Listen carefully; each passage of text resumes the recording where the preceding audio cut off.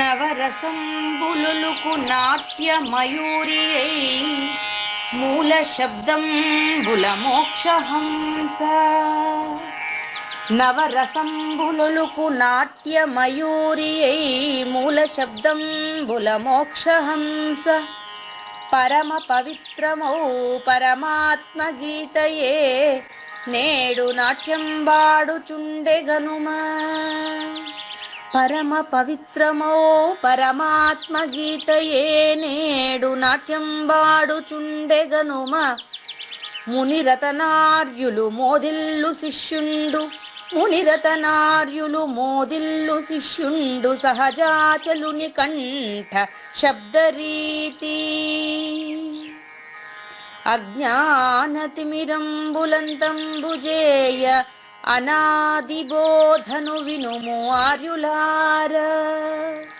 అజ్ఞానతిమిరంబులంతంబుజేయ అనాది బోధను వినుము ఆర్యులార. వినుము ఆర్యులార. తెలిపే జ్ఞానేశ్వరుల్ గీతన్ దివ్య రీతి. తెలిపే జ్ఞానేశ్వరుల్ గీతన్ దివ్య రీతి. ఆణిముత్యమీ గ్రంథము అచలులార. ఆణిముత్యమీ గ్రంథము అచలులార. ఆదరించిరి గీతను అచల ఋషులు గురుని వాక్కుగా గ్రహించి గురుతుగనుడు. ఆదరించిరి గీతను అచల ఋషులు గురుని వాక్కుగా గ్రహించి గురుతుగనుడు. హరి ఓం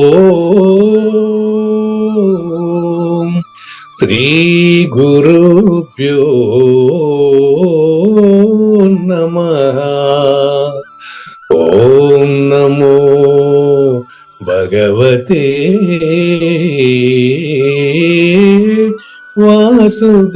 వాసుదేవాయ.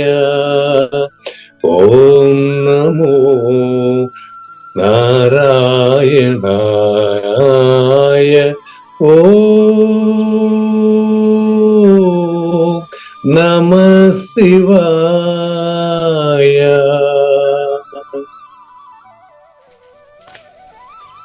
ఈ గీతా జ్ఞానగిన కార్యక్రమం మొదలై నిన్నటికి 1041 రోజు అయిందండి. ఈ రోజు 1042 రోజు. ఈ గీతా జ్ఞానగిన కార్యక్రమం సంకల్పించి నిర్వహిస్తున్న శ్రీ విద్యాసాగర్ గురువు గారికి, శ్రీ వెంకటేశ్వర గురువు గారికి శ్రోతలందరి తరపున ధన్యవాదాలు, వందనాలు. ఈనాటి కార్యక్రమంలో పాల్గొన్న ఆత్మస్వరూపులైన శ్రోతలందరికీ కైవల్యాసనం తరపున, అలాగే శ్రీ శివరామ దీక్షితుల వారి అచల యూట్యూబ్ ఛానల్ తరపున హృదయపూర్వక స్వాగతం, వందనాలు. గురుదేవులు సహజాచల రాజు శ్రీ పూజారి వెంకటేశ్వర గురువు గారిని కార్యక్రమం ఆరంభించమని కోరుతున్నానండి. సర్వము గురువుమయము, సర్వము గురువుమయము. భవరోగ వైద్యుడతడని తెలియుము, సకల విద్యల నిలయము. దక్షిణామూర్తి అతడని తెలియుము. మూగవాణి మాటను, ఈ మూగవాణి మాటను శ్రోతలు కోటలు దాటించును. గురుకృపా సిద్ధితోనే నేనెంత ఆనందముందినాను. నిజయోగి శ్రీకృష్ణుడు నిజ భక్తుడైనట్టి అర్జునుండు. వీరి సంవాదామృతం జనులార మన పాలిట అమృతం. వేద వ్యాసుడు దీనిని జనుల యద వికసించునట్లుగాను మహాభారతమందున వెలిగించే కోటి సూర్యుల వెలుగుతో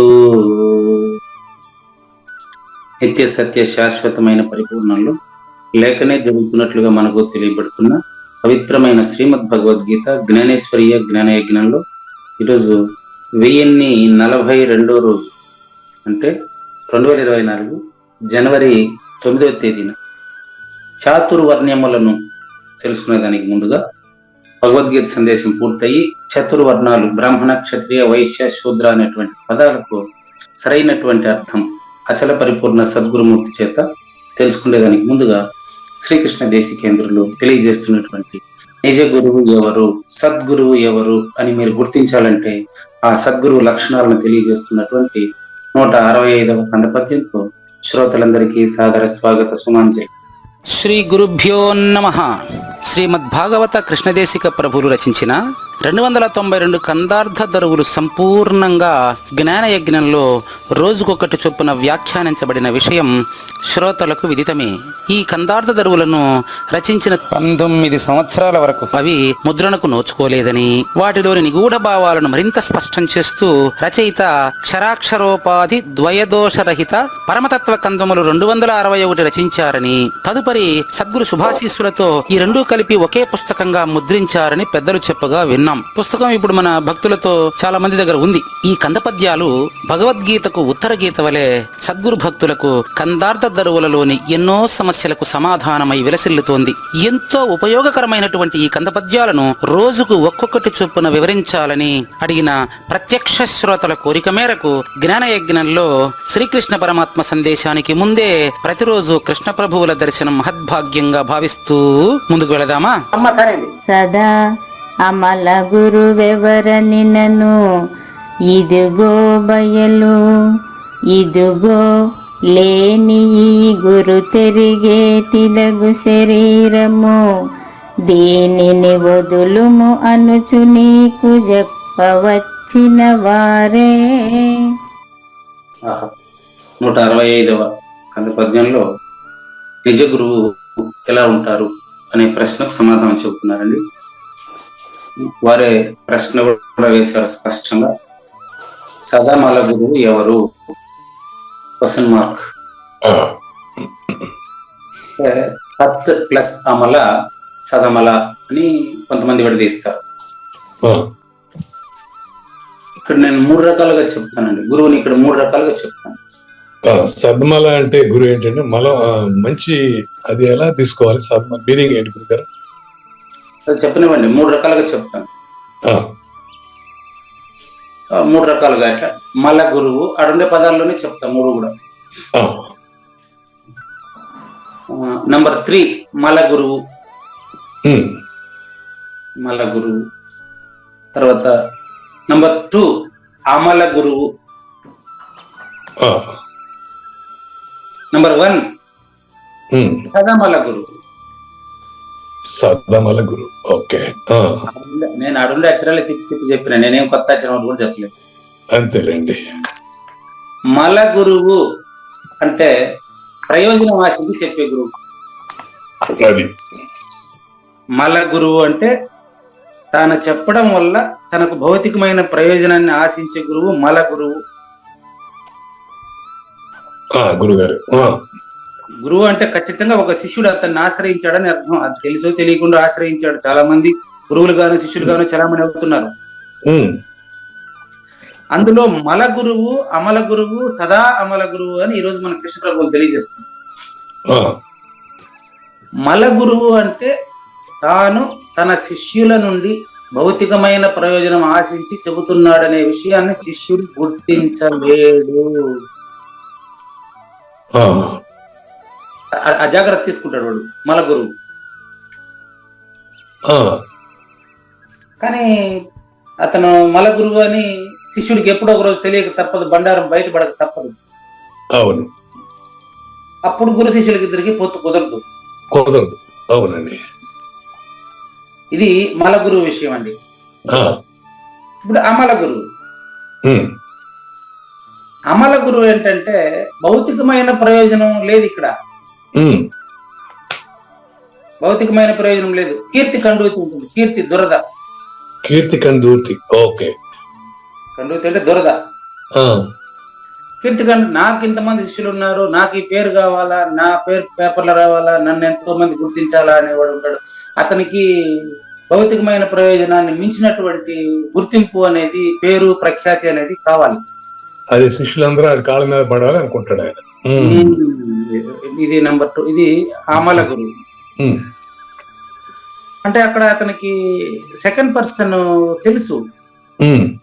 సృష్టికర్త శూన్యమని, శూన్యమే కర్త, శూన్యము నుంచి సర్వమే కార్యరూపము. సృష్టి కార్యరూపము, శూన్యము కారణ రూపము. ఈ కార్యకారణ సంబంధం స్పష్టంగా తెలిసి ఉంటాడు. కానీ ఇతనికి కూడా పరిపూర్ణం తెలియదు. అది ఎందుకంటే పరిపూర్ణం తెలిసిన వాడు ప్రయోజనం అదే కీర్తి ఆశిస్తాడా? ఆశించాడు. కనుక ఇతనికి ప్రయోజనం లేదు. ఇతను కడతీర్చాడు శిష్యుని. కడతీర్చడం కాదు, శిష్యుడిని కడతీర్చను, శిష్యుడిని అచల పరిపూర్ణుడిగా తీర్చిదిద్దడానికి ఈయనకి చేత కాదు. అచలంలో పనికిరాడు అమల గురువు. చూడండి, మల గురువు నంబర్ 3, అమల గురువు నంబర్ 2, సదా అమల గురువు నంబర్ 1. సదా అమల గురువు, సదా అమల గురువు. మనం ఒక రమణ మహర్షిని ఎగ్జాంపుల్ గా చెప్పొచ్చు, ఒక జగద్గురు ఆదిశంకరుల్ని ఎగ్జాంపుల్ గా చెప్పొచ్చు. వీళ్ళంతా మన కలియుగంలో నడయాడినటువంటి వారే. ద్వాపర యుగానికి ఏమి వెళ్ళట్లేదు. కాబట్టి ఈ యొక్క సంత్ జ్ఞానేశ్వర్ వాళ్ళ రచనలను చదివి ఈ పద్యం రాసినటువంటి ఆయన కూడా సదా అమల గురువు. అంతే. ఇప్పుడు ఈయన వేమను కూడా అంతే, సదా అమల గురువే. సదా అమల గురువు, సదా అమల గురువు. ఇంకా ఇంకొంచెం ముందుకు రావాలంటే సదా అమల గురువుని తెలుసుకునేవాడు కూడా అదే కదండి. ఇది ఇతను సదా అమల గురువు అని ఎవరైతే గుర్తిస్తున్నారో ఆయన కూడా అదే కదా.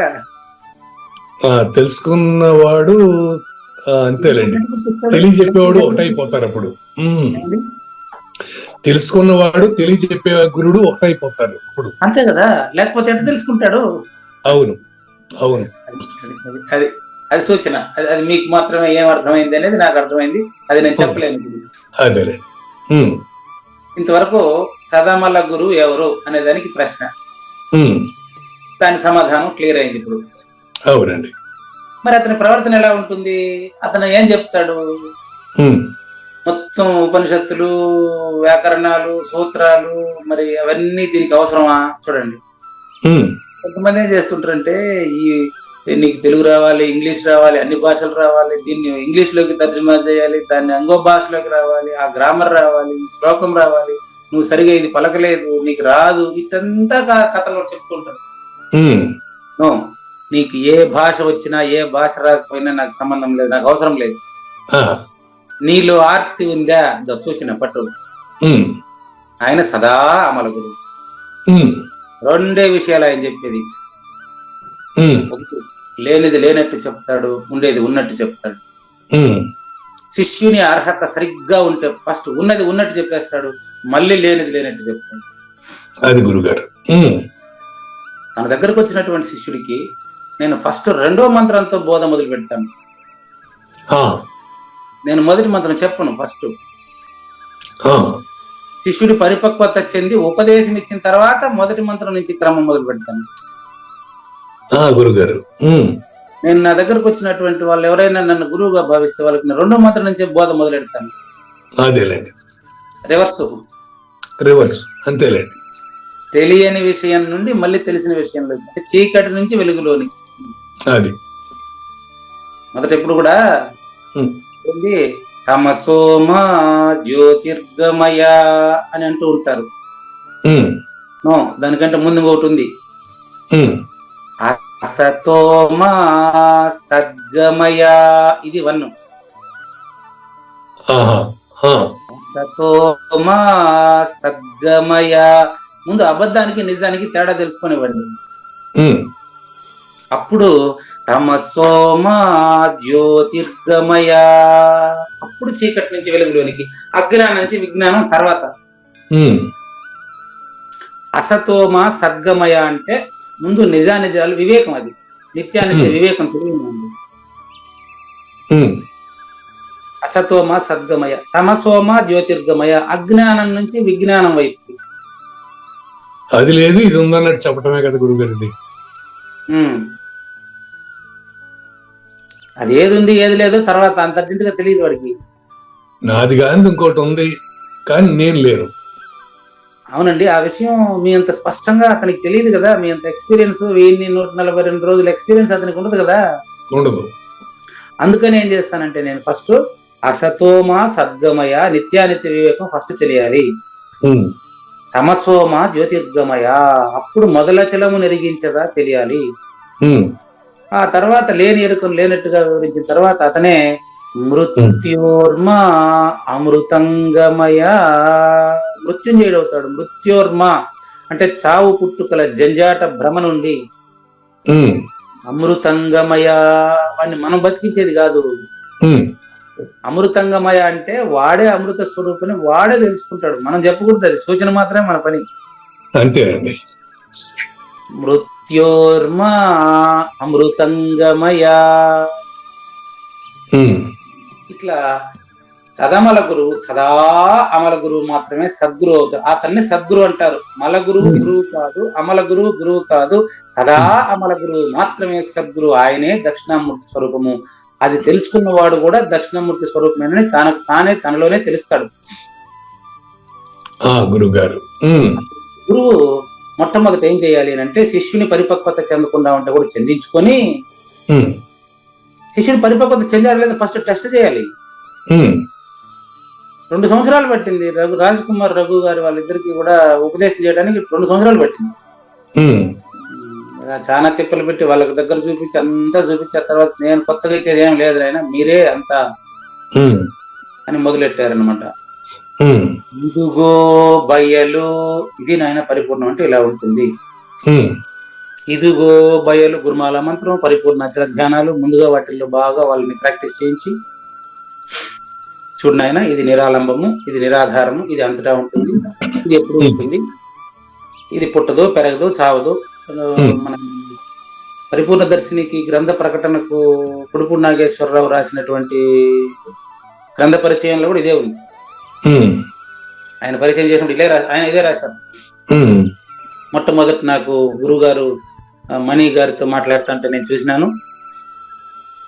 వాళ్ళిద్దరు మాట్లాడుతూ ఉంటే నేను పోయి అడిగితే వెంటనే నాయన ఇది పుట్టదో పెరగదో సావదో, ఇది ఎప్పుడు ఉంటుంది, నిత్యము సత్యము శాశ్వతం అని మొదట చెప్పేశారు నాకు. తర్వాత విచారణ మొదలైంది. ఆయన పరిపక్వత చెందాడు వెంటనే. చెప్తాను చూడండి, పరిపక్వత చెందినా చెందకపోయినా అందరూ చివరి తెలుసుకోవాల్సిన ఒక విషయమే. అయితే కుడుపూడి నాగేశ్వరరావు గారు పరిపక్వత చెంది వచ్చారు. వాళ్ళ ఇంట్లోనే అదే సద్గురు నిలయం గురుగారు. కుడుపూడి నాగేశ్వరరావు కుటుంబమే తరతరాలుగా గురు పరంపరలో ఉందాడ. అందుకని ఆయన పరిపక్వత చెంది ఉన్నారు కాబట్టి ఆయన వెంటనే సద్గురుమూర్తి కృపచేత మంత్రోపదేశం పొందగలిగారు. గురుగారు ఇతరులు ఏం చేశారు, వచ్చి వాళ్ళ పరిస్థితి వాళ్ళు వచ్చి ఏం చెప్పారు నాకు, అయ్యా మీరు వింటున్నారు, ముగ్గురు కూడా కరెక్ట్ గా చూసుకోండి, కుడుపూడి నాగేశ్వరరావు గారు వింటున్నారు, రఘు రాజ్ కుమార్ వింటున్నారు, వాళ్ళ ముగ్గురు బాగా ఆత్మ పరిశీలన చేసుకోండి. కుడుపూడి నాగేశ్వరరావుకు వెంటనే ఎందుకు ఇచ్చారు, మాకెందుకు ఇయ్యలేదని ఇప్పుడు మీకు కూడా క్వశ్చన్ డౌట్ వచ్చేవచ్చు, మిమ్మల్ని ఎందుకు ఇన్ని సంవత్సరాలు తీపిచ్చినామని. కుడుపూడి నాగేశ్వరరావు వేసిన ప్రశ్న, మీరు వేసిన ప్రశ్న రెండు ఇక్కడ క్లాస్ లో చెప్తున్నా, ఏమనుకోబోకండి. కుడుపూడి నాగేశ్వరరావు గారు వేసిన ప్రశ్న సత్సంగంలో రాత్రంతా వింటే నేను పలానా డౌట్ అడిగితే వాళ్ళు చెప్పలేదు అని అది మాత్రం అడిగారు. అని రఘు రాజ్ కుమార్ గారు వచ్చినటువంటి ప్రశ్న చూడండి, వచ్చి మేము ఈ విధంగా విద్యాసాగర్ గారి ఇంటి పక్కింటి వాళ్ళము, మేము దాంట్లో చూసినాం, దీంట్లో చూసినాం, పిరమిడ్ లో చూసినాం, అక్కడ చూసినాం, ఇక్కడ చూసినాం, ఎంత చూసినాము, మరి మాకు ఏదో తెలియాలి. సరేనైనా మీ కుటుంబ పరిస్థితి ఏంటి అంటే, అదే వెంకటరామయ్య గారు కానీ వీళ్ళు కానీ, మా కుటుంబం ఏముందండి, మాకు మా కొడుక్కి పెళ్లి అవ్వలేదు, మాకు సంపాదన రాలేదు, తర్వాత నా కొడుకు చెప్పిన మాట లేదు, ఇది చెప్పారు ఫస్ట్. అరే రే రే రే వీళ్ళు కుటుంబంలోనే ఇంకా సరి కావాలి, టైం ఉండాలి వీళ్ళకి అంటే అతను కుటుంబ బాధలు చెప్పలేదు, వస్తానే కొడుకు నాగేశ్వరం డైరెక్ట్ గా సత్సంగంలో ఉండే ప్రశ్న సందేహం మాత్రం నేరుగా అడిగారు. వీళ్ళు ఏం చేశారు, వస్తానే ఇది ఇట్లా మా కుటుంబంలో ఇది పరిస్థితి ఉంది, మరి అయితే మీరు ఇద్దరు రావాలండి అని చెప్పాను. ఎవరిద్దరు రావాలి, మీరు నాగేశ్వరరావు గారు కొడుకు నాగేశ్వరరావు వస్తానే సకుటుంబ సపరివార సమేతంగా ఇచ్చేసారు. కానీ వీళ్ళు వచ్చిన తర్వాత ఏమండి మీరు మా అమ్మగారు అది కుదరదండి, ఇప్పుడు అట్లా కాదు, మాకు కావాలా అటు కుదరదండి, ఇది విత్ పెళ్ళి ఉంటే శ్రీమతి అనుమతి కావాలి, పెళ్లి కాకుంటే తల్లిదండ్రుల అనుమతి కావాలి, ఎందుకంటే కుటుంబ జీవనంలో బాగుండాలి ఫస్ట్. అయినప్పుడు వాళ్ళకి కుటుంబ పరంగానే సౌఖ్యము సంతోషంలో కొద్దిగా గ్యాప్ ఉండే. అంటే ఇప్పుడు నా కుటుంబంలో అందరికీ నేను అనుకూలంగా ఉండాలి, దిస్ ఇస్ యాక్సెప్టేషన్. కుటుంబం నాకు అనుకూలంగా ఉండాలి, ఇది ఎక్స్పెక్టేషన్. అదేనండి, మీకు ఒకే మాటలో చెప్పేస్తా. కొడుకు నాగేశ్వరరావు గారు కుటుంబంలో నేను అందరికీ అనుకూలంగా ఎలా ఉండాలి అని ప్రశ్నించాడు. అది కుటుంబంలో నేను అందరికీ, మంచి ప్రశ్న. కుటుంబం నాకు అనుకూలంగా ఉండాలని వీళ్ళు ప్రశ్నించారు. అడగండి కావాలి. ఓకే అండి, కుటుంబంలో అందరికి అనుకూలంగా ఎలా ఉండాలి. వీళ్ళు కాదు, కుటుంబం నాకు అనుకూలంగా ఉండాలంటే నేనేం చేయాలి అట్లా. అందులో ఇద్దరిది కాదనుకోండి, రఘు గారిది మాత్రమే అటువంటి గాఢమైన ప్రశ్న, అందుకే కొంచెం ఆలస్యమైంది ఆయనకి. ఇప్పుడు కరెక్టే, ఇప్పుడు కుటుంబంలో నేను ఇంకోళ్ళకి ఎట్లా అనుకూలంగా ఉండాలంటే, సపోజ్ కుటుంబంలో రెండో వాళ్ళు కొంచెం రజోగుణంలో ఉండాలనుకోండి, తమస గుణంలో ఉన్నప్పుడు నేను ఎట్లా అనుకూలంగా ఉంటాను నేను? అదే ఇప్పుడు రఘు వేసిన ప్రశ్న కూడా అది కరెక్ట్ ప్రశ్న కదా గురువు గారు. రఘు వేసిన ప్రశ్న అదే. వాళ్ళు తామసంలో ఉంటారా లేదో తెలుసుకునేదానికి నీకు కూడా తామసం ఉంటేనే కదా తెలుసుకుంటావా? అది దానికి అంత అవసరం ఏముంది? నేను వాళ్ళ తమస్సు చెడో లేదని తెలుసుకోవడానికి మన తామసం ఉండాల్సిన ఉంది. అదేనండి, వాళ్ళు తామసంలో ఉండారని దాని పేరు కూడా కరెక్ట్ గా చెప్తున్నారు. అంటే వాడు తామసంలో ఉండినా, రాజసంలో ఉండినా, వాడు సత్వంలో ఉండినా, మీరు గుణాతీతంగా ఉన్నప్పుడు వాడు మీకు అడ్డంగాడు. మీరే మీ సాధన పెంచుకుంటే సరిపోతుంది, మీ బేస్, మీ అవగాహన లెవెల్ పెంచుకుంటే సరిపోతుంది. అంటే వాళ్ళకి ఉన్నది ఉన్నట్టుగా చూడటం ఎంత, అందుకంటే మనం చేసేది ఏం లేదు. అది పరిపక్వత. అంతే, ఇక వాళ్ళ తత్వం అదే అని వదిలేయటం అంతే. That's all. అట్లా ఉండేటప్పుడు సులభంగా బోధపడుతుంది. బాగుంది. అలా శిష్యుడి పరిపక్వతను చూసి వాళ్ళ సమయాన్ని చూసి వాళ్ళకు బోధించేటువంటిది వాళ్ళ గురువు చేత జరుగుతుంది. అది ఎట్లా వాళ్ళ గురువు అంటే చూడండి, సదా అమల గురువు అంటే అర్థం ఏంటంటే, నేను నా దగ్గరకు వచ్చినటువంటి కొడుకు నాగేశ్వరరావు గారు కానీ, రఘు గారు కానీ, రాజ్ కుమార్ గారు కానీ, వాళ్ళకు నేను బోధిస్తున్నాననే కర్తృత్వం ఉంటే వాళ్ళని నా దగ్గరికి తీసుకోవాలనుకుంటాను. నాకేం తెలియదండి, తలపలమురత్నం గారు నాకు ఏం నేర్పారో, ఏం సూచన చేశారో దాని ప్రకారం నా అనుభవాన్ని వీళ్ళలో రంగరించి వీళ్ళకి చెప్పడమే. వీళ్ళు బాగుపడిపోవాలనే కర్తృత్వం నాకు ఉండదండి. వీళ్ళు చెడిపోవాలని, వీళ్ళు బాగుపడి అట్లాంటి అసలు ఏం దానికి సంబంధం ఉండదు. వాళ్ళు దాన్ని చాలా ఆలస్యంగా గుర్తించి ఉంటారేమో, నాకు తెలియదు. తలపలమురత్నం గారు నాలో ఏది ప్రవేశపెట్టారో అది మాత్రమే నేను చెప్తాను. కాబట్టి ఈ శిష్యుల పరిపక్వతను బట్టి ముందు నాయన ఇదిగో బయలు పరిపూర్ణమైతే ఇలా ఉంటుంది, ఇది చూసుకోండి. సదామల గురువు ఎవరని నన్ను ఇదిగో బయలు నంబర్ 1. లేని ఈ గుర్తిరిగేటి శరీరము ఇదిగో నంబర్ 2. అవును, అది నంబర్ 2. నంబర్ 1 వచ్చి బయలు ఇదిగో, నంబర్ 2 లేని గుర్తిరిగే శరీరం ఇదిగో. రెండిటికి ఇదిగోనే ఒకటే. అవును. కానీ రెండిటికి ఇదిగో అనే దాంట్లో అర్థం ఏంటంటే, వాళ్లకు ఈ యొక్క అతీతమైనటువంటి స్థితిని తెలియజేసి అందులో లేని దాన్ని తెలియజేస్తున్నటువంటికి ఇదేనే వాడతాడు. కాబట్టి దీన్ని వదలాలి, మళ్ళీ దాన్ని పట్టుకునే పని లేదు. వదిలేదాన్ని వదిలితే పట్టుకునే పని ఏం లేదు. పట్టుకునేదానికి ఏం నువ్వు ఉండవాడా? ఇదిగో బయలు ఇదిగో లేని ఈ గుర్తెరిగేటిదగు శరీరము దీనిని వదలు మనుచు నీకు చెప్పవచ్చిన వారే.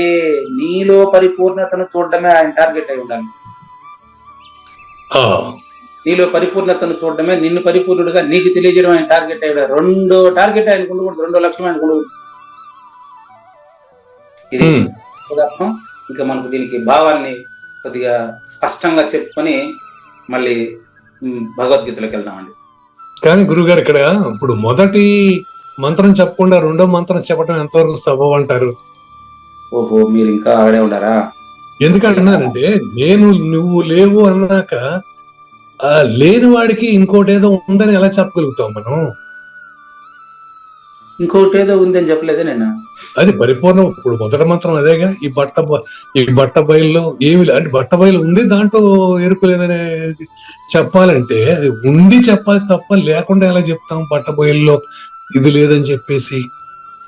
ముందుగా మాట్లాడుతూ ఉండేది తెలుసా, బట్ట బయలు తెలుసా నీకు? మాట్లాడతానే తెలుసు. అది రెండోదే ఒకటేదా? అది రెండోదే. మరి దాని గురించి ముందు చెప్పాలనా, నాకు తెలియని దాని గురించి ముందు చెప్పాలనా? అంటే దాంట్లో నేను లేనుగా. ఈ ఉత్త బయట ఈ మూలం శరీరం ఏమీ లేదనేది ఇక్కడ ఉన్నప్పుడు ఆ స్థితిలో వాడు బట్ట బయలు గురించి ఎట్లా తెలుసుకుంటాడు? అందుకేనండి దాని గురించి తెలుసుకోలేడు కాబట్టి లేని దాని గురించే ఎక్స్ప్లెయిన్ చేయాలి ఫస్ట్. అట్లాగంటారా? విచారణ ఎప్పుడు కూడా నీకు ఈత రాలేదండి, ఈత రాకపోతే నేను ఈత రాని స్థాయికి వచ్చి నేర్పించాలనా? పోయి దూకు, ఈత పెద్ద విషయం నాకు తెలుసు, నువ్వు పోయి దూకు అని చెప్పాలనా? ఓకే, బాగుంది. ఈత రానప్పుడు ఇంకా మళ్ళీ ఇంకో ఎగ్జాంపుల్,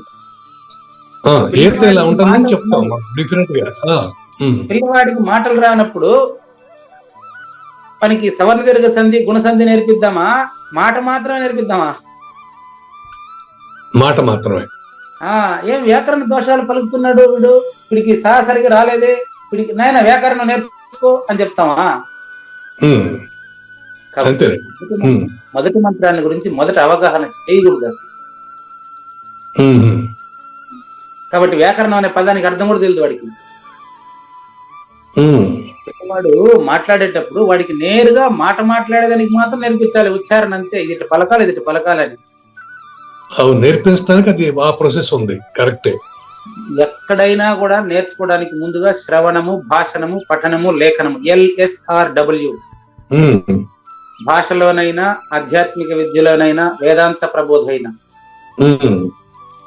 ఈ క్రమంలోనే బోధించబడాలండి. ముందు సైకాలజీ, ముందు వచ్చి సైకాలజీ అండి, రాసుకోండి, మనస్తత్వ శాస్త్రం. ఆ తర్వాత ఫిలాసఫీ, తత్వశాస్త్రం. ఓకే. సైకాలజీ మనస్తత్వ శాస్త్రం, ఫిలాసఫీ తత్వశాస్త్రం. చివరిది థియాలజీ. థియాలజీ అంటే వేదాంతం. థియాలజీ. ఓకే. ఇది బోధక్రమం ఇదేనండి, అంతే. ఫస్ట్ శివరామ దీక్ష చదువు, శివరామ దీక్ష చదువుకోనికి అంత వస్తుందంటే అట్లా కుదరదు. ముందుగా సైకాలజీ, తర్వాత ఫిలాసఫీ, తర్వాత థియాలజీ. అంటే మనసు గురించి ఫస్ట్ అధ్యయనం చేయాలి, ఆ తర్వాత తత్వాన్ని గురించి అధ్యయనం చేయాలి, తర్వాత తత్వ అతీత స్థితిని గురించి తర్వాత అధ్యయనం చేయాలి. స్టెప్ బై స్టెప్ విచారణ చేయాలి. బాగుంది. అందులో స్టెప్ బై స్టెప్ లో ముందే థియాలజీ ఈ ఉత్తబట్ట బయలు ఏమీ లేదంటే వాడికి ఎట్లా తెలుస్తుంది? కానీ రెండు ఒకటే అన్నట్టు అనిపిస్తుంది నాకైతే. అదేనండి, రెండు ఒకటే అనిపించేది నాగేశ్వర ప్రసాద్కి. రెండు ఒకటే అనిపించేవాడు ఉండడు బట్ట బయలులో, అది మాత్రం ఉంటది. అదే అది మీకు అనిపిస్తే ఎట్లా కుదురుతుంది? అది మీరే అనిపించకూడదు మీకు. ఇంకా అది మీరే కదా, మీకు అనిపిస్తే మీరు దానికి వేరే వాళ్ళు అయిపోతారు. ఇంకా అంతేలేండి. బట్ట బయలులో నేను లేనన్నా రెండు ఒకటే అనిపిస్తుంది నాకైతే. అలా అంటున్నా గురుగారు. అదేనండి, మీకు తెలిస్తే మీరు కాదు, మీరు అది కాదు. మీకు తెలియకుండా ఉన్నా మీరు కాదు గురుగారు. తెలిసిన దానికంటే తెలియని దానికంటే వేరుగా అంతటా నిండి నిబిడీకృతమై ఉండేటువంటి దాన్ని నువ్వు తెలుసుకునేది లేదు, తెలుసుకోకపోయేది లేదు. అంతేలేండి. క్లియరా? అంతే. నేను సచ్చినాక నేను తెలుసుకునేది ఏముంది? పుట్టింటే కదండి. పుట్టుంటే అంటారా? అది మనం నిర్వచించాలి, అనిర్వచనీయం అండి. అనిర్వచనీయం, అంతేలే. మంచి బాగుంది మీ చర్చ, బ్రహ్మాండం. కాబట్టి సద్గురు ఎవరు అనే దానికి ఈ యొక్క పద్యంలో మనకు చాలా క్లియర్ గా, నాయన ఇదిగో పరిపూర్ణము ఇదిగో లేనిరు కానీ శిష్యుని పరిపక్వతను చూసి స్పష్టంగా చెప్పి వస్తు నిర్ణయంగా బాగా గుర్తుపెట్టుకోండి. నిన్న రాశాను చోట, మీ దగ్గర పోగొట్టబడినటువంటి వస్తువు ఏదైనా మీ దగ్గర దారి పోసుకున్నారనుకోండి, ఆ వస్తువు పైన మీకు ఒక స్పష్టమైన కమాండ్ ఉంటే ఎక్కడైనా మిమ్మల్ని పోయి ఇది పలానా వస్తువు అని గుర్తుపడతాం. అవును, నీకు అది అది నీకు దాని మీద అసలు దాని గురించి అవగాహన లేకపోతే నువ్వు ఎట్లా గుర్తుపడతావు? అవును, ఆ విధంగా మూలం లేని గుర్తురిగే శరీరాన్ని ముందు విచారించాలి. అది ముందర నేను లేనని విచారించాలి. లేని దాని నుంచి ఉన్నదనేది తెలుసుకోవాలి. అదే వస్తు నిర్ణయ జ్ఞానం. అప్పుడు వస్తు నిర్ణయ జ్ఞానం ఎక్కడ వాళ్ళ వస్తు నిర్ణయ జ్ఞానం ఎక్కడైతే లేనిది లేదని తెలుస్తుందో అదే ప్లేస్ లో అవుతుంది. ఇప్పుడు తెలుస్తుందంటారా గురుగారు? లేనిది ఉండండి, లేనిది లేదని ఎక్కడ నిర్ణయం అయింది? నాగేశ్వర ప్రసాద్లోనే. అవును, నిర్ణయం అయిపోయినాక ఇంకేం ఉండేదే ఉంటుంది. అది ఉందా లేదా అనేది నాకు తెలీదు. వస్తు నిర్ణయంగా ఉండేది ఉన్నట్లు స్పష్టంగా నిర్ణయాతీతం కూడా తెలిసేది నాగేశ్వర ప్రసాద్ లో జరిగితే తప్ప జనన మరణాలు లేదనే విషయం తెలియదు. అక్కడ ద్వంద్వం లేదైతే మీరు చెప్పిన దాని ప్రకారం. అది లేదనేది ఎంత యుక్తి శృతి అనుభవంతో తెలియాలా, నిరూపించాలి. ఇది లేదు, అది ఉండటానికి లేదు. ప్రతి చోట శిష్యుడి యొక్క పరిపక్వతను బట్టి నిరూపిస్తా చూడండి. అధ్యారోప అపవాదాభ్యాం నిష్ప్రపంచం ప్రపంచతే. గురుగారు, అధ్యారోప అపవాదాభ్యాం లేని ప్రపంచాన్ని ఉన్నదని మీరు అనుకోవడం వల్ల ఎట్లా అనుకున్నారు? అధ్యారోప అపవాద నిష్ప్రపంచం లేని ప్రపంచాన్ని ప్రపంచం ఉన్నట్లుగా అధ్యారోపం చేసుకున్నారు. కాబట్టి అపవాదాభ్యం మీరు చేసుకున్నటువంటి అధ్యారోప భ్రాంతిని పోగొట్టడం కోసం మాత్రమే గ్రంథాలు. ఎందుకయ్యా గ్రంథాలు? శిష్యానాం, గురువు కాదు, శిష్యానాం, మనకు శిష్యానాం బోధయిష్యార్థం, కేవలం శిష్యునికి బోధించుట కొరకు మాత్రమే గ్రంథం తప్ప గురు సూచనలో గ్రంథం లేదు లేదు లేదు లేదు. అందుకే గురోర్ముఖ్యేన జ్ఞాతవ్యం నా అన్యదా గ్రంథ కోటిభిః అన్యదా లభితం నాస్తి సత్యం సత్యం పునః పునః. గురువు దగ్గరికి చేర్చడానికే గ్రంథం పనికి వస్తుంది. గురువు దగ్గరికి చేర్చడానికే నీకు పూజారి వెంకటేశం పనికి వస్తాడు. గురువు దగ్గరికి చేరిన తర్వాత నువ్వే గురువు. పూజారి వెంకటేశం, కావూరు నాగేశ్వర ప్రసాద్ వీళ్ళిద్దరు ఉంటాడు. ఇక అంతే, భగవద్గీత అనేది మాధ్యమం అంతే, కానీ తెలియజెప్పే వినేది శిష్యుడే. మొన్న కూడా గురువు నాగేశ్వరరావు చాలా సందేహాలు వచ్చాయి. అదే తలపల్లి రత్నం గారు మన సద్గురు కావూరు నాగేశ్వర ప్రసాద్ గారిని ఒకటిగా భావించి మాట్లాడుతున్నానని చెప్పాను. మీరు అలాగే చెప్పారు. అవునండి, మీ గురువు గారు చెప్పింది నేను కూడా చెప్తున్నానని చెప్పారు మీరు. మా గురువు గాని, మీ గురువు గాని, మేఘా నిర్భయానందుడు గాని, అర్జునుడికి కృష్ణ పరమాత్మ గాని కేవలం మాధ్యమం అండి. మాధ్యమం అంటే నిమిత్త కారణాలండి. ఉన్న సత్యం ఏదో ఉంది. అది దాన్ని నిరూపించడానికి విద్యాప్రకాశానంద దగ్గర స్వామి ఓ మాట అంటాడు. అదేంటి చూడండి, బాగా గమనించండి. భగవద్గీత రాసింది కృష్ణుడు, చెప్పింది కృష్ణుడు, వినింది కృష్ణుడు అంటారు. రాసింది కృష్ణుడు, చెప్పింది కృష్ణుడు, వినింది ముగ్గురు కదా. అంటే సాక్షాత్తు వ్యాసోవై విష్ణు రూపాయ అంటే వేదవ్యాస భగవానుడు ఎవరో కాదు, మూర్తి భవించిన సద్గురువు అనేటువంటి అర్థంలో చెప్పారండి. అట్లా ఒక్కరికే ఆపాదించబడుతుంది, ఏకైక జగద్గురు ఒక్కరికే ఆపాదించబడుతుంది. కానీ వ్యాసుడు తర్వాత దానికి ప్రూఫ్ చెప్తాడు ఆయన. 10వ అధ్యాయం విభూతి యోగంలో చెప్పారు కదా అని. రాసింది కృష్ణుడు, వినింది కృష్ణుడు, చెప్పింది కృష్ణుడు అంటే నలుగురు మధ్యలో భగవద్గీత కొనసాగినట్టు మనకు తెలుస్తుంది. 4 పాత్రలు కనిపిస్తాయి. 5వ పాత్ర కూడా ఉంది, దుష్ట పాత్ర కూడా. ఇది ధృతరాష్ట్ర ఉవాచ, సంజయ ఉవాచ, దుర్యోధన ఉవాచ, అర్జున ఉవాచ, శ్రీ భగవాన్ ఉవాచ. 5 ఉన్నాయి. కానీ 5 మంది కూడా శ్రీకృష్ణుడేనని స్పష్టంగా అక్కడ చెప్పారు. అంటే వారికి ఈ సూచన లేకపోతే చెప్తారా? చెప్పలేరు. కృష్ణుడు ఆత్మస్వరూపుడే, నేను ఆత్మస్వరూపుడే, తెలియజెప్పే గురువు ఆత్మస్వరూపుడే. ఇప్పుడు చెప్పండి, ఆ 5 మంది శ్రీకృష్ణుడు అయినప్పుడు మన ఇద్దరు తనిగా ఎక్కడి నుంచి వచ్చినాము? ఇంకా ఉన్న సత్తా ఒకటే అందరిలో. ఉన్నది ఏదో ఉన్నది, అందులో నేనన్నది లేకున్నది. ఉన్నది గురుడన్నది, ఉన్నదేదో ఉన్నది, నేనన్నదే లేకున్నది. దీక్షితుల వారు నేరుగా ఆయనే రాసినటువంటి స్వీయ తత్వం ఇది. దీక్షిత చివర బృహదాస్ లాస్ట్ లో ఆయన రాస్తాడు, ఉన్నది గురుడు అన్నది, నేను కన్నది అంతటా ఉన్నది, ఉన్నదేదో ఉన్నది, నేనన్నదే లేకున్నది. నేను అనేది లేకుండా ఉండేది, అది ఎప్పుడు నిజమైన నేను అనదు.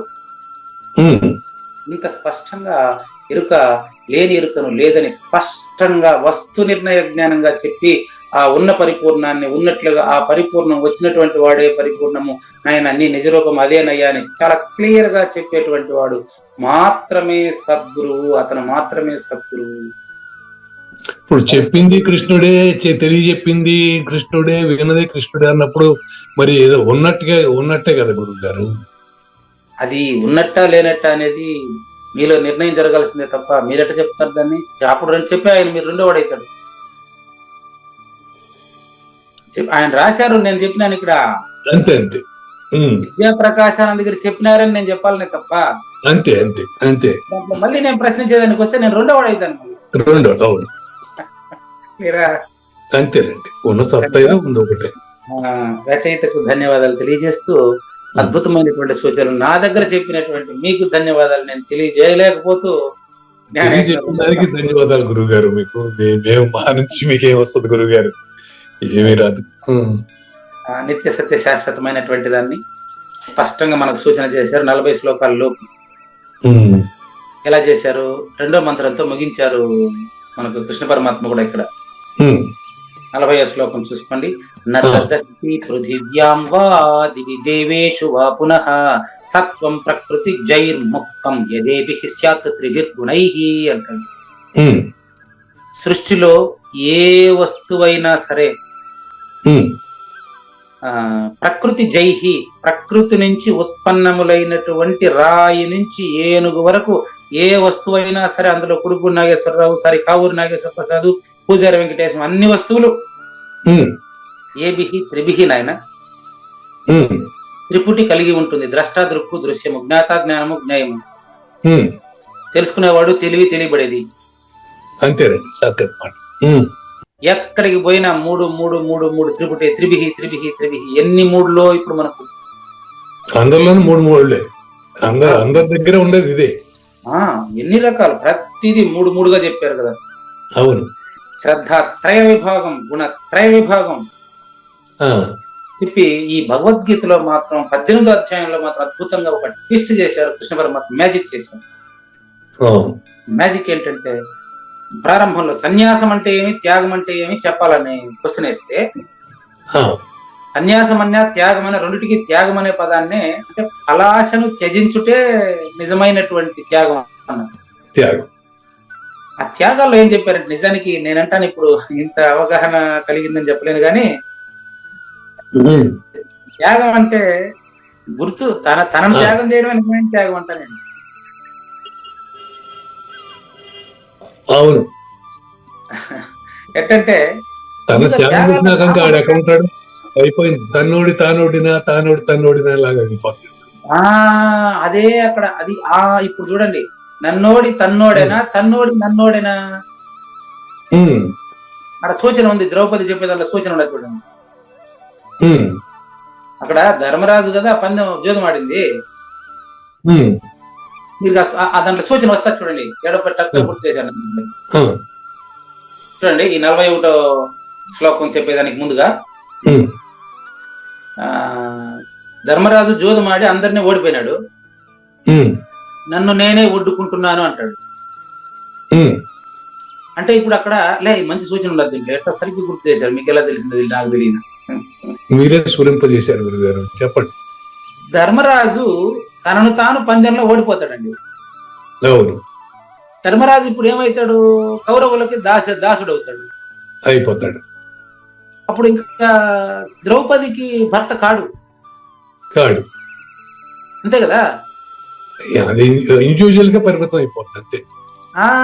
కాబట్టి నేను ధర్మ విదితనా అధర్మ విదితనా నాకు అర్థం కాలేదంటుంది ద్రౌపది. నేను ధర్మం తెలిసిన దాన్నా, నేను ధర్మం తెలియని దాన్నా? ఇప్పుడు మీరు పిలిస్తే నేను రావాలంటే సభలోకి ఈ ప్రశ్నకు సమాధానం తెలుసుకునిరా. ధర్మరాజు నిజంగా ఓడిపోయి ఉంటే, తనను తాను ఓడిపోయి ఉంటే నన్ను పందెంలో పెట్టేదానికి అతనికి అర్హత ఎక్కడ ఉంది? అవును. ఎట్లా అది కుదురుతుంది? విడాకులు ఇచ్చేసిన తర్వాత కూడా కాపురానికి పిలుస్తాడా? అట్లా కదా లెక్క. ఇది ఎగ్జాంపుల్ చెప్పా మీకు. అంతే అంతే. అవును, చెప్పిన భావన నాకు అర్థమైంది. మరి నన్ను పందెంలో పెట్టేదానికి ఆయనకు అర్హత లేదు కదా. అవును. ఒకవేళ తమ్ముళ్ళంతా పెట్టి నన్ను పెట్టినాడు అనుకో ముందు, అది తెలుసుకుని రాపో. ఒకవేళ ద్రౌపదిని పెడుతున్నానని చెప్పి గాన ద్రౌపదిని పెట్టి ఓడిపోయి ఉంటే నేను అప్పుడు ఒప్పుకుంటాను. అట్లా చెప్పలేదాడ, మనకు జూదం ఆడినట్టు కాదు. నన్ను నేనే ఒడ్డుకుంటున్నాను అని చెప్పాడు, అతను ఓడిపోయినాడు, ఆడికి అయిపోవాలి. ఇంకా ద్రౌపదిని వదిలే వాళ్ళ వీళ్ళు దాసులుగా పని చేసుకుంటూ ఉండిపోవాలంటే. కానీ తర్వాత కర్ణుడు వాళ్ళంతా గుర్తు చేసేటప్పటికి, శకుని వాళ్ళంతా గుర్తు చేసేటప్పటికి మళ్ళీ ద్రౌపది మీద ఆశ పుట్టి ద్రౌపదిని పణంగా పెడితే పోయిన రాజ్యం అంతా వస్తుంది అనేటువంటి ఒక దురాశతో మళ్ళీ పందెం పెడుతున్నాడంటే వాడు అజ్ఞాని కాదు. అజ్ఞానిగా మరి ఏంటండి ధర్మరాజు అండి? పేరు ధర్మరాజు పెనువే పవిత్తయ్యా, వాడిలో ఉండేదంతా ఆశే. పేరుకు ధర్మరాజు అంతేను. వ్యసనాలు చెప్పాలంటే తామస కూడా ప్రధానమైన వాడు ధర్మరాజు కాదు. అంటే ఎగ్జాంపుల్ అలా చిత్రీకరించారు అక్కడ. ఇప్పుడు వ్యసనపరుడు ఎప్పుడైనా కూడా తామస గుణమే కదా గురువు గారు. ఇంక దాంట్లో ధర్మం ఉంది, ధర్మం ఉంది, ఇంకా ప్రసక్తి ఉంది అందులో. కాబట్టి 18వ అధ్యాయం సారాంశంలో చూడండి, ముందుగా సన్యాసమైన త్యాగమైన త్యాగం కిందకే వస్తుందని చెప్పి తామస త్యాగం చెప్పారు, తర్వాత రాజస త్యాగం చెప్పారు, తర్వాత సాత్విక త్యాగం చెప్పారు. అట్లా త్రివిధ త్యాగాలు చెప్పి ఆ తర్వాత మాత్రం ఏం చేశారు, చిన్నగా మళ్ళీ మూడుగా చెప్పేటప్పుడు త్రివిధ జ్ఞానాలను చెప్పేటప్పుడు మళ్ళీ రివర్స్ వచ్చారు. అక్కడ తామస రాజస సాత్విక చెప్పారు త్యాగానికి మాత్రం 7, 8, 9 శ్లోకాల్లో. జ్ఞానం చెప్పేటప్పటికి మాత్రం ముందు సాత్విక రాజస మళ్ళీ తామస చెప్పారు. అట్లా 3 జ్ఞానాలు చెప్పారు, 3 కర్మలు చెప్పారు, 3 కర్తలు చెప్పారు, 3 బుద్ధులు చెప్పారు, 3 ధృతులు చెప్పారు, 3 సుఖాలు చెప్పారు. ఈ 3గా త్రిపుటికి వినా ప్రపంచం లేదు. అన్ని ప్రపంచం త్రిపుటి కిందికే ఉంటుంది. అవును. కాబట్టి ఈ యొక్క సాత్విక రాజస తామస సుఖంలో ఏదో ఒక సుఖాన్ని పొందుతున్నటువంటి వాడు మూలం లేని గుర్తెరిగే శరీరము. సుఖాలకు అతీతంగా ఉన్నది ఉన్నట్లు తెలిసి ఉన్నవాడు అచల పరిపూర్ణుడు అని 1041వ రోజుకి 40వ శ్లోకానికి భగవద్గీత ప్రబోధ పూర్తయింది. అటువంటి ఈ యొక్క అచల పరిపూర్ణంలో ఈ స్వర్గము నరకము ఇదంతా ఎందుకు వచ్చింది మీకు అసలు అని ప్రశ్నిస్తే, సమాజంలో ధర్మ అధర్మాల విచక్షణ తెలిసి మానవుల సంరక్షణ కోసం, మానవుల ధర్మ విచక్షణ కోసం, మానవుల సత్ప్రవర్తన కోసం 4 రకాలుగా కర్మలను బట్టి వాళ్ళని ఏర్పాటు చేసినాను అనేది మనకి ఇప్పుడు ఇక్కడ ఉండే 18 నిమిషాల్లో 41వ శ్లోకాన్ని తెలుసుకుంటాం. శ్రీ భగవాన్ ఉవాచ బ్రాహ్మణ క్షత్రియ విశాం శూద్రాణాం చ పరంతప కర్మాణి ప్రవిభక్తాని స్వభావ ప్రభవైః గుణైః. అక్కడ త్రిభిర్గుణైః అన్నారు 40వ శ్లోకంలో. దీనికి ముందు త్రిభిర్గుణైః అన్నారు. అదేవిధంగా ప్రభవైర్గుణైః అన్నారు. జన్మించినట్టు తెలియబడుతున్నటువంటి ప్రజలకు వాళ్ళ కర్మానుసారంగా ప్రజల్ని విభజించడమైనది, అంతేగాని కులాల వారిగా కాదు, SC ST BC అట్ట కాదు. ప్రారంభంలో విభజించబడింది భారతదేశంలో బ్రాహ్మణ క్షత్రియ వైశ్యులు అంటే అర్థం చెప్తున్నాడు. ఓ పరిపూర్ణాన్ని తెలుసుకోగోరి పరితపిస్తున్నటి పరంతపుడవైనటువంటి కావూరి నాగేశ్వర ప్రసాద్ గారు బ్రాహ్మణ క్షత్రియ విషాం అంటే వైశ్యుల యొక్క, అట్లే చివరగా శూద్రుల యొక్క, శూద్రులు చివర చెప్పారు. ఎందుకో కూడా చెప్తాను మీకు. నిజానికి ప్రతి ఒక్కరు శూద్రులేనండి, పుట్టుకతో ప్రతి ఒక్కరు శూద్రులేనండి. అవును. ఎదిగిన తర్వాత వాళ్ళు చేసే కర్మలను బట్టి, చేసే పనిని బట్టి, కర్మాణి వాళ్ళ కర్మలను బట్టి, కర్మలను బట్టి అంటే ఇంకా నేను ఇంకా లోతుగా చెప్పేదే, కర్మ పట్ల ఆ వ్యక్తికి ఉండే ఆలోచనను బట్టి, కర్మ పట్ల ఆ వ్యక్తికి ఉన్న ఆలోచన బట్టి. బాగుంది. అదే బంధం, కర్మ బంధం కాదు. కర్మ పట్ల ఎట్లా ఆలోచిస్తున్నాడు, నేను చేస్తున్నాను అనుకుంటున్నాడా వాడు కర్త, ఓకే, నా దగ్గర చేయబడుతుంది అనుకుంటున్నాడా వాడు కర్త కాదు. నేను చెప్పినంత సులభంగా మాట్లాడేస్తే కుదరదు. వాడి ఆలోచన ఆచరణను బట్టి ఉంటది. దాన్ని బట్టి అతను ఏ కులాన్ని చెందుతాడనేది మనం ఊహించుకోవాలి. అందుకనే కదా పరిపూర్ణ బోధ. అతని గురుని ఇంట వెంట ఉండాలా, అతని ఆచరణ చూడాలి, దానికే కదా. అది ముందులైతే ఇటు శూద్రుడే, పుట్టుకతో అందరూ శూద్రుడే, శూద్రులే. క్లియర్. అవధూత స్వామి దానికి కదా పోయి జన్మన నేను శూద్రుడు. అవధూత స్వామి బ్రాహ్మణేతర తొలి గురువు అండి, పుట్టుకతో బ్రాహ్మణుడు కాదు అవధూత స్వామి, వెంకటేశ్వర అవధూత గారు. కానీ బ్రాహ్మణుల ద్వారా బోధాధికారం పొంది పీఠాలు నెలకొల్పి పాఠాలు నేర్పించి ఊరూరికి పీఠం ఉండదు ఇప్పుడు. అవును, అవును గురుగారు. అది కర్మాని అంటే వాళ్ళు చేసే కర్మలను బట్టి అని ఇక్కడ రాశారు. కానీ కర్మలో అతని ఆ కర్మి ఆలోచనను బట్టి అతను బ్రాహ్మణుడా క్షత్రియుడా శూద్రుడా అది నిర్ణయించాలి. అవునండి. ఆ తర్వాత పదం ఉంది ఆ పక్కన, స్వభావ ప్రభవై. కర్మ పట్ల వారు ఆలోచిస్తున్నటువంటి వారి స్వభావాన్ని బట్టి. అదండి, బాగుంది. భావం అంటే ఇదే సాత్విక రాజస తామస, అవే నిన్న చెప్పారు. స్వభావం అంటే గుణము అంటే ఆధారమైనటువంటిది, ఆ పనికి ఆధారమైనటువంటిది అని అర్థం అండి. పనికి ఆధారమైంది. బాగుందండి, పనికి ఆధారమైంది గుణం. ఓకే, రాసుకోండి. గుణము అంటే అల్లెత్రాడు అనే అర్థం ఉందండి. పనికి ఆధారమైంది గుణం అంటే ఒల్లెత్రాడు అంటారా గురుగారు? ఏమండి ఇప్పుడు ఇది అన్నారు మీరు? అదే రాసుకోండి, చెప్తా. అల్లెత్రాడు, అల్లెత్రాడు. సరే. అంటే ధనస్సు ఉంది కదా గురుగారు, ధనస్సు బాణ ప్రయోగం చేసే ధనస్సు. అవునండి, అవును. ఆ విల్లుకు అడ్డంగా కడతారే, అవును. దాన్ని ఉపయోగించే తీవ్రతను బట్టి బాణం యొక్క టార్గెట్ ఉంటది. అది వెక్కి పెట్టేస్తాడు. అదే అల్లెత్రాడు అంటే. ఆ విల్లుకు కట్టినటువంటి నారి ఏదైతే ఉందో దారం,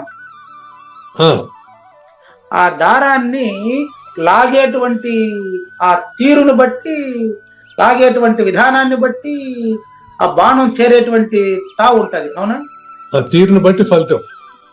కర్మలో కూడా కర్మను కర్మి ఆలోచించే తీరును బట్టి అది సఫలమా విఫలమా అనేది ఉంటదండి. అంతే. క్లియరా? అంతే. అది స్వభావం. కర్మ కాదు, కర్మ బంధించదు మనిషిని. కర్మ పట్ల వీడు ఆలోచించే స్వభావం వీడిని బంధిస్తుంది. అది ఇది గుణం మీరు చెప్పింది. అల్లెత్రాడు తాడు లాగే తీరుని బట్టి ఫలితం ఎలా ఉంటుందో గుణం కూడా అట్లాగే ఉంటుంది. తామసమ రాజసమ అయిపోయినాయి మనకు 40 లోపు. బాగుంది, చాలా చక్కని ఉదాహరణ చెప్పారు. అది విభక్త అని కాదు, ప్రవిభక్త అని, దాన్ని బట్టి విభజించాను. బాగుంది. అంటే ఇప్పుడు వీడికి జన్మ నుంచి వస్తా ఉంది, వీడిలో ఉండే సంస్కారాన్ని బట్టి. అంతే. ఏ సంస్కారం లేకపోతే జన్మే లేదు. అవును. కాబట్టి ఓ పరంతపుడు అయినటువంటి పరిపూర్ణాన్ని తెలుసుకునేదానికి పరితపిస్తున్న కావూరి నాగేశ్వర ప్రసాద్ గారు బ్రాహ్మణ క్షత్రియ వైశ్యులు అట్టే శూద్రుల కర్మలు కూడా వారి వారి స్వాభావికమైన గుణాలని బట్టి విభజించబడి ఉన్నాయ్యా. అవును. ఒకసారి ఆయన ఎవరు జ్ఞానేశ్వరి వ్యాఖ్య చూద్దాం. ఇంకా 12 నిమిషాలు బోల్డ్ అంత టైం ఉంది, మనకేం ఇబ్బంది. ఇక మీరు అంటే 1042వ రోజు శ్రోతలంతా కూడా సమాజంలో చతుర్వర్ణాల గురించి ఉండే అపోహలంతా పోగొట్టుకునే సమయం దగ్గర పడింది. ఆ 4 వర్ణములు ఏవి అని మీరు అడిగితే చెప్తాను చూడండి. వీరిలో బ్రాహ్మణులు సర్వశ్రేష్ఠులండి. బ్రాహ్మణులు అంటే కేవలం బ్రాహ్మణ కుటుంబంలో పుట్టిన వారని భావించబాకండి, చెప్తాను. వారి తర్వాత క్షత్రియులు, వారి తర్వాత వైశ్యులు కూడా మహత్వమును అనుసరించి యోచిస్తే బ్రాహ్మణులతో సమానులుగానే తెలుసుకోవాలి. అంటే బ్రాహ్మణ, క్షత్రియ, వైశ్యులు వీళ్ళు ముగ్గురు కూడా ఉన్నతులేనని తెలుసుకోవాలి. చెప్తాను. ఎందుకు చెప్పాల్సి వచ్చిందంటే వాళ్ళందరికీ వైదిక ధర్మ కార్యములో అధికారం ఉంది, ముగ్గురికి ఉంది.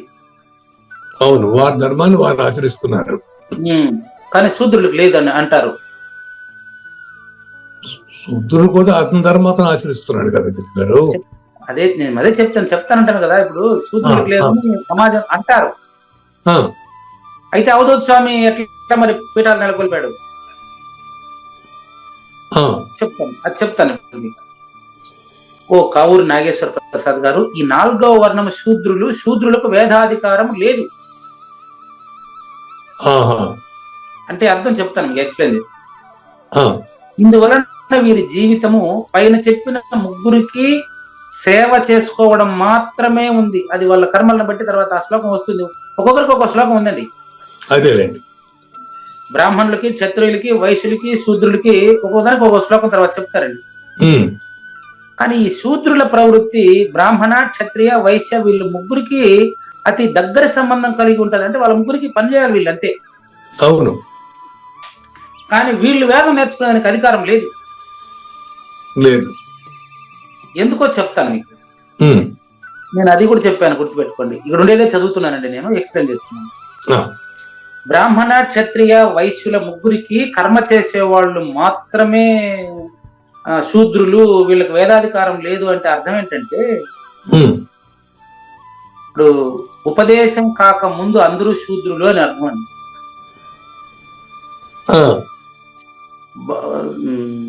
భౌతికంగా సాజన్మ సాకార సద్గురుమూర్తిని ఆశ్రయించి ఆయనలో ఒక మంచి ముహూర్తం అంటే ఈ కాలంలో కాదు, నీకు పరిపక్వత చెందిందని ఆయన సర్టిఫై చేసి ఫోన్లో వీడియో వినేయడం కాకుండా, ఆయన భౌతికంగా ఆయన నీకు బ్రహ్మరాత తుడిపేసి నీ తలకాయ పైన చేయిబెట్టి నీ చెవులో మంత్రం ఊది, ఈ పరిపూర్ణ దర్శనంలో రాసి పెట్టిన మంత్రాలు నీలో ఊది, నిన్ను ఇది మాంసపిండం కాదు ఇది మంత్రపిండం అని నీకు చెప్పిన తర్వాత మాత్రమే నువ్వు వైశ్యుడివి, గుర్తుపెట్టుకోండి, విప్రుడివి. అంతవరకు శూద్రుడివే. మరి భౌతికమైన సంస్కారం జరగకుండా శూద్రుడు వైశ్యుడు గాను, వైశ్యుడు క్షత్రుడు గాను, క్షత్రుడు బ్రాహ్మణుడు గాను మారాల్సిన పరిపక్వత చెందాలి కదా. ఇందువలన వీరిని కూడా వర్ణ విభాగమును సమావేశపరిచారు. ఎప్పుడో ఒకప్పుడు వాళ్ళకి ఆలోచన వచ్చి నేను కూడా తెలుసుకోవాలని అవధూత స్వామిలాగా ప్రయత్నించి మనమంతా కూడా తెలుసుకుంటామనే ఉద్దేశంతో ఈ 4వ వర్ణమైంది. అది పుష్పములతో పాటు శ్రీమంతులకు లోకులు ఈ పుష్పములను గుచ్చిన దారమును కూడా కంఠమును ధరించు విధమున, ముగ్గురు పువ్వు లాంటి వాళ్ళు, వీడు దారం లాంటి వాడు. పుట్టిన ప్రతివాడు దారం లాంటి వాడు, వాడికి ఏ జ్ఞానం ఉండదండి. అవునండి, ఎక్కడ ఉంటుంది మరి, అతను లేకపోతే లేదు. కానీ గుచ్చిన దారం కూడా తమ కంఠమందు ధరించే విధమున త్రైవర్ణికులకు ద్విజులతో పాటు, చూడు ద్విజులు, ఖచ్చితంగా మంత్రోపదేశం అయితేనే వాడు ద్విజుడు. ద్విజులతో పాటు శూద్రులు కూడా వ్యవహారిక సంబంధం ఉంటే వలన శృతులకు వర్ణ సంస్థలో శూద్రులకు కూడా సమావేశపరిచిన ఆవశ్యకత ఏర్పడింది. అంటే వాళ్ళకు ఉపదేశం అర్హత ఉందా లేదా చెక్ చేసి గురువు ఉపదేశం చేసేంత వరకు, సాజన్మ సాకార సద్గురుమూర్తి నిజ గురువు ఉపదేశం చేసేంత వరకు వాడు శూద్రుడే, బ్రాహ్మణుడు కూడా. అవును. ఓ కావూరు నాగేశ్వర ప్రసాద్ గారు, ఈ చాతుర్వర్ణ సంస్థ యొక్క స్వరూపం ఇలాంటిదని గుర్తించు. ఇక నేను వీళ్ళందరికీ కలిగిన విహిత కర్మల గురించి చెప్తాను. నేను ఈ కర్మలందరి గుణముల వలన కూడా ఈ 4 వర్ణముల వారు జనన మరల జగడం నుంచి తప్పించుకుని ఆత్మస్వరూపం నలుగురు పొందుతారయ్యా. బ్రాహ్మణ, క్షత్రియ, వైశ్యులు అని చెప్పి మిమ్మల్ని డివైడ్ చేసి చూపిస్తున్నా, ఎందుకంటే కర్మల్ని బట్టి మాత్రమే. అవును. చాలా మంది ఇదంతా నాకు అవసరం లేదు, నాకు గురువు పని లేదు, నాకు ఇది పుస్తకాలు అవసరం లేదు, ఈ బోధంతా నాకు అన్ని తెలుసు అంటాడు వాడు గురువు కాడికి పోకనే. అందుకని మీ గురువు ఎవరిని అడుగుతారు, గురువు ఎవరు, నాకు అవసరం లేదు గురువు అంటాడు, వాడిని ఏం చేయలేము. అట్లా కుదరదు. అందుకని ఇక్కడ ఏం చెప్తాడంటే ప్రాకృతికములకు త్రిగుణములు అంటే ప్రాకృతికముల త్రిగుణాలు ఎప్పుడు త్రిపుటి జగత్తు కిందికి ఉంటాయి. ఈ కర్మల్ని కూడా ఈ నలుగురికి 4 రకాలుగా పంచి ఇచ్చారు. ఎట్టంటే తండ్రి సంపాదించిన శూన్యమే అదే తండ్రి అంటే ఇడ తండ్రి సంపాదించిన ఆస్తి తన పుత్రులకు పంచిపెట్టబడుతుంది కదా, అంతేనా? అంతే. పూజారి వెంకటేశం ఆర్జించిన జ్ఞానం ప్రపంచం సొత్తు. పూజారి వెంకటేశానికి భౌతికంగా వచ్చేటువంటి ఆస్తి వాళ్ళ పిల్లల సొత్తు. అవును, అంతేనా కాదా? అంతే, కరెక్ట్ గురుగారు. ఉండేటప్పుడు అంటే పూజారి వెంకటేశం ఉండేటప్పుడు ఏదైనా అంటే అతను భౌతికంగా జీవించి ఉండేటప్పుడు ఎవరికన్నా ఏదైనా ఇస్తే తప్ప అంతేనండి. వాళ్ళ పిల్లలు ఎట్టుంటారో మనకు తెలియదు కదా. అట్లాగే ఇప్పుడు మన సింపుల్ ఎగ్జాంపుల్ అండి, గురుగారి యొక్క తలపల మునిరత్నం గారి బావు గారు ఆశ్రమానికి స్థలం ఇచ్చారు. ఇది ఆశ్రమానికి ఉపయోగపడుతుందని గురువు గారు అనుకున్నారు. కానీ ఇప్పుడు చివరి రోజుల్లో బావగారు కొడుకు వచ్చి మా నాయింది ఇది నాది మీ సంబంధం లేదు బయట కూడా తాళం వేసుకుని బయట పంపించేశాడు అందరినీ. కాబట్టి ఆ వారసత్వం వస్తుంది నమ్మకం లేదు కదా. లేదు. నిన్న కూడా కుడుపు నాగేశ్వరరావు గారు అడిగారు విధంగా ఏ ఆశ్రమం అయినా ఏ సంస్థ అయినప్పటికీ భౌతికంగా అతని కొడుకులు లేక అతని వారసులు ఖచ్చితంగా అతని రక్త సంబంధికులు వస్తారనే గ్యారంటీ లేదు. ఆ విధంగా సూర్యుని వెలుగులో కనిపించే మార్గమును భిన్న భిన్న దిశలకు పోయే యాత్రికులకు పంచిపెట్టబడు విధమున. చూసారా, సూర్యుని వెలుగు ప్రపంచంలో అందరికీ సొత్తు, ఒక జ్ఞానం ప్రపంచంలో అందరి సొత్తు. అవునండి. అందుకే నేను చెప్పాను తలపల మునిరత్నం గారి వారసుడు పూజారి వెంకటేశం అండి, మురళీకృష్ణ కాదు. తలపల మునిరత్నం గారి తనయుడు మురళీకృష్ణకి మండలారాధనలో చెప్పా, నాన్నగారి మండలారాధనలో చెప్పాను, మీ నాన్నగారు నాకు ఇచ్చుండే ఆస్తిలో మీకు ఏదైనా కావాలంటే మీరు నా దగ్గరకు రావాలి. మీ నాన్నగారు మీకు ఇచ్చిండే భౌతికమైన ఆస్తి నిజమైన ఆస్తి కాదు మురళీకృష్ణ గారు. మీ నాన్నగారు నాకు ఇచ్చిండే ఆస్తి నిజమైన ఆస్తి, నేనే మీ నాన్నగారికి నిజమైన వారసుడు నేను. మీకు అవసరం అయితే ఎప్పుడైనా మీరు నా దగ్గర వచ్చి దాన్ని తీసుకోవచ్చు, కానీ మీకుండేటువంటి భౌతికమైన ఆస్తి తీసుకోండి, నేను ఎప్పుడు రాను. ఏమండి, క్లియరా? అంతే, క్లియర్. అంతే. తలపల మునిరత్నం గారి తనయుడైనటువంటి మురళీకృష్ణ గారికి అతని తండ్రి ఇచ్చిండేటువంటి ఆస్తి దగ్గరికి నేను రాను. కానీ ఎన్ని జన్మలకైనా పూజారి వెంకటేశం ఉన్నా లేకపోయినా తర్వాత ఎప్పటికైనా సరే సద్గురుమూర్తి దగ్గరికి మురళీకృష్ణ వెళ్లాల్సిందే. అవును, గురువు గారి యొక్క జ్ఞానం మాత్రం ఎవరి సొత్తు, అందరి సొత్తు. అది కాబట్టి ధనవంతుడైన పురుషుడు తన పనులన్నీ నౌకర్లకు అప్పచెప్పేస్తాడు, సద్గురువు తన జ్ఞానాన్ని శిష్యులకు అప్పచెప్పాడు. అంతే. కాబట్టి ఈ ప్రాకృతిక గుణములు కూడా కర్మలను విడివిడిగా విభజించి 4 వర్ణములందు పంచి ఇచ్చారంతే. ఇందులో సత్వగుణము సగభాగము నుండి బ్రాహ్మణులకు క్షత్రియులకు అంకితమునర్చబడింది. అదేనండి. ఇంతకుముందు మనం నిన్న కూడా తెలుసుకున్నాం, ఈ యొక్క సత్వగుణం రజోగుణంలో ఉండేవాడు కూడా సత్వగుణం కావచ్చు, తమో గుణం ఉండేవాడిని శూద్రుడు అంటారు. ఇక్కడ దీని ప్రకారం అవునండి. తత్వ మిశ్రితమగు రజోగుణము వైశ్యుల యందుండును, అంటే బ్రాహ్మణ క్షత్రియ వైశ్యులు సేఫ్. అది ఎట్లా అనేది నేను మీకు తర్వాత ఆయా శ్లోకాల్లో చెప్తాను.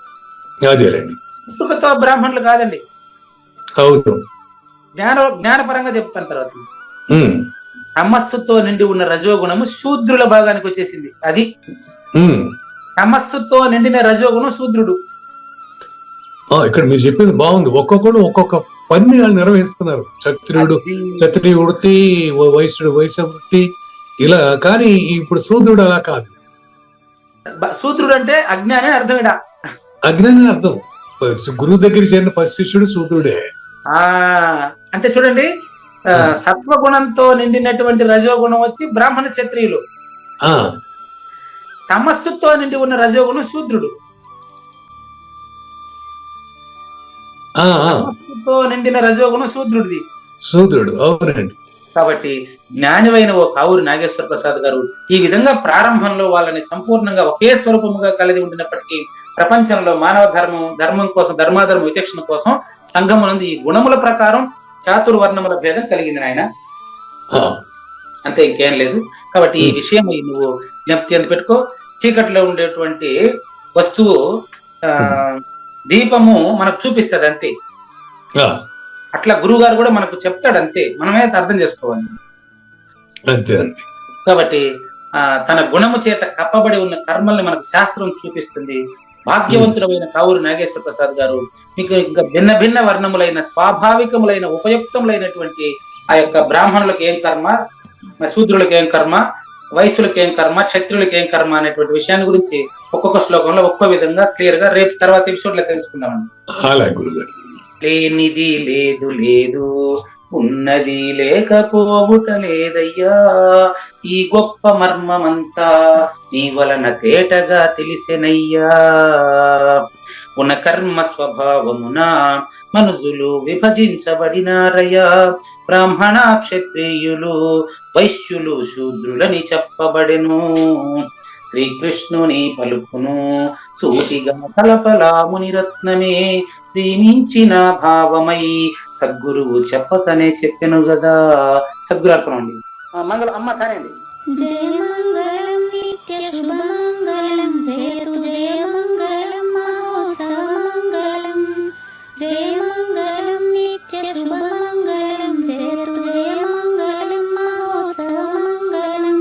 శ్రీమించున చలంబు సూచించినటువంటి దక్షిణామూర్తికి దండమిడుతూ, శ్రీమించున చలంబు సూచించినటువంటి దక్షిణామూర్తికి దండమిడుతూ, శ్రీ మహావిష్ణువు సూర్య భగవానుడు యాజ్ఞవల్కి జనక రాజఋషికి. జయ మంగళం నిత్య శుభమంగళం, జయతు జయ మంగళం మహోత్సవ మంగళం. అయం వ్యర్థ బాహ్య కోపిన భవతి అనే సుఖయోగి సాంది పరుసుల వరుస. అయం వ్యర్థ బాహ్య కోపిన భవతి అనే సుఖయోగి సాంది పరుసుల వరుస. దీనినే శ్రీకృష్ణ పరమాత్మ వద్దనే ఎరిగరిగిన ఉద్ధవార్జునులకు. జయ మంగళం నిత్య శుభమంగళం, జయతు జయ మంగళం మహోత్సవ మంగళం. శ్రీ అల్లమా ప్రభు బసవేశ్వరుండును బ్రహ్మానంద రామానంద స్వామి. శ్రీ అల్లమా ప్రభు బసవేశ్వరుండును బ్రహ్మానంద రామానంద స్వామి. నవరసాలు లిఖించు నాట్యమయూరిగా గీతను మలచిన జ్ఞానేశ్వరులకు.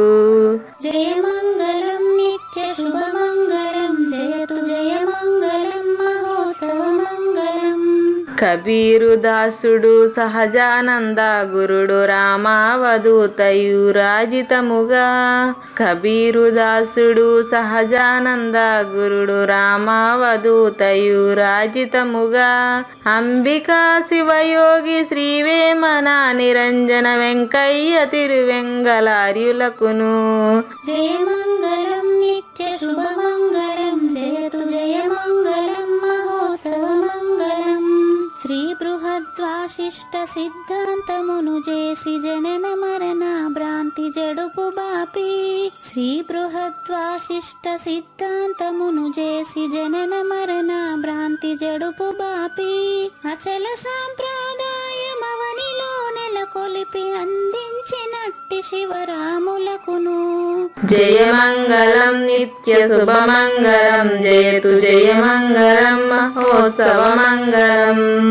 మెప్పైన బోధల తిప్పలు బాపిన అప్పయ్య మంత్రియు అచల గురులు. మెప్పైన బోధల తిప్పలు బాపిన అప్పయ్య మంత్రియు అచల గురులు. పరశురామ సీతారామ స్వామి ప్రభులు నరసింహయోగి గురువర్యులకును. జయ మంగళం నిత్య శుభమంగళం, జయతు జయ మంగళం మహోత్సవ మంగళం. కంద కందార్థముల నందించి బృందముకు రంది పాపిన కృష్ణ ప్రభువునకును. కంద కందార్థముల నందించి బృందముకు రంది బాపిన కృష్ణ ప్రభువునకును. పలుకులా కందనిది పరబయలు ఇది అని పలికిన ఫీల్కాన లక్ష్మణునకు. జయ మంగళం నిత్య శుభమంగళం, జయతు జయ మంగళం మహోత్సవ మంగళం. ఫీల్కాన లక్ష్మణుల ప్రియ శిష్యవర్యుండు అవధూతయని పేరావనియందు ఫీల్కాన లక్ష్మణుల ప్రియ శిష్యవర్యుండు అవధూతయని పేరావనియందు పాఠాలు నేర్పించి పీఠాలు ఏర్పరచి శంఖబాపిన వెంకటేశ్వర అవధూతకు జయమంగళం నిత్య శుభమంగళం జయతు జయమంగళం మహోత్సవమంగళం. బట్టబయలున ఎరుక పుట్టనే లేదని బాలాజీ సింగు ఈ కీలు తెలిపే బట్టబయలున ఎరుక పుట్టనే లేదని బాలాజీ సింగు ఈ కీలు తెలిపే మూలమూలేనట్టు ఎరుకేమి లేదని తెలియజెప్పిన మునిరత్నమార్యులకును జయమంగళం నిత్య శుభమంగళం జయతు జయమంగళం మహోత్సవమంగళం.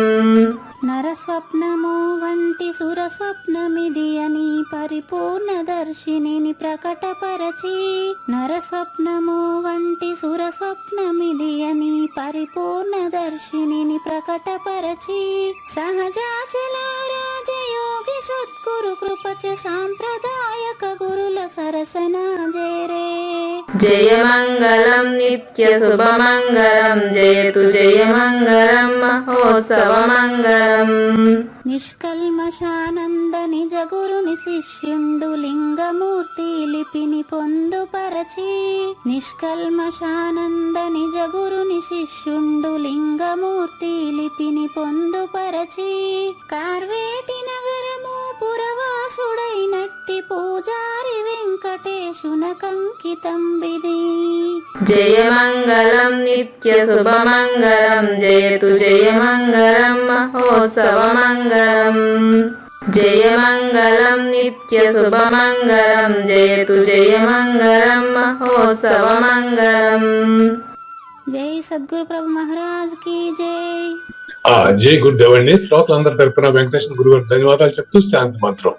పూర్ణమద పూర్ణమిదం పూర్ణాత్ పూర్ణముదచ్యతే పూర్ణస్య పూర్ణమాదాయ పూర్ణమేవ అవశిష్యతే. ఓం తత్సత్. ఓం శాంతి శాంతి శాంతి.